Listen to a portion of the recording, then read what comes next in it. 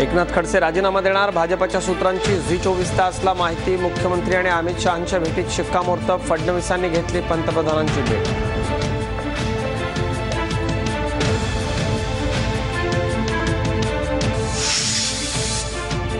पक्षामध्ये एकाकी पडलेले खडसे मीडियापासूनही लांब, पत्रकारांशी बोलणं टाळलं। खडसे दिल्लीला धाव घेण्याची शक्यता, मुंडे गटाच्या पाठिंब्यासाठी खडसे समर्थकांची मुंबईत पोस्टरबाजी।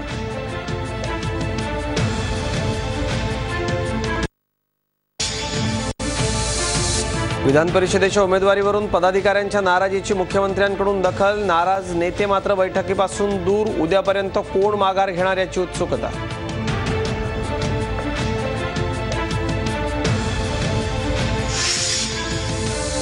मुंबईच्या कुलाब्यात मेट्रो हाऊस इमारतीला भीषण आग, आगीचं कारण अद्याप अस्पष्ट। 3 तासांच्या शर्थीच्या प्रयत्नांनंतर आग आटोक्यात, सध्या कूलिंग ऑपरेशन सुरू।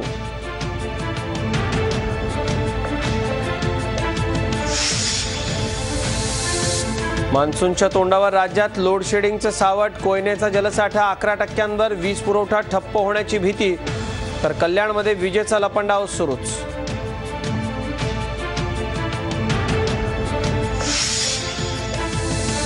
फ्रान्समध्ये अतिवृष्टीनं पूरस्थिती, जागतिक पर्यटनाची राजधानी असलेल्या पॅरिसला पुराचा विळखा, गेल्या 150 वर्षातला सर्वाधिक पाऊस।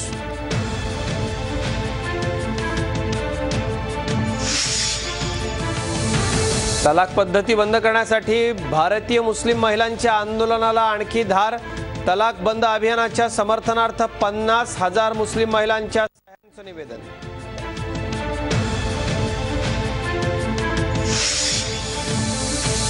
फोर्ब्सच्या उद्योजक महिलांच्या यादीत 2 भारतीय वंशाच्या महिलांना स्थान, व्यावसायिक नीरजा सेठी आणि जयश्री उल्लालचा गौरव।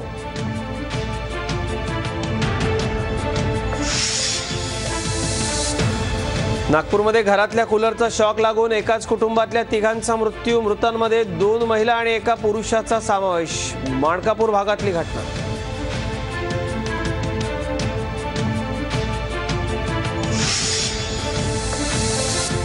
अपघातातून बचावलेल्या DS कुलकर्णींना हॉस्पिटलमधून डिस्चार्ज, एक्सप्रेसवेवरच्या असुरक्षित वाहतुकीसंदर्भात श्वेतपत्रिका काढून मुख्यमंत्र्यांना सादर करणार।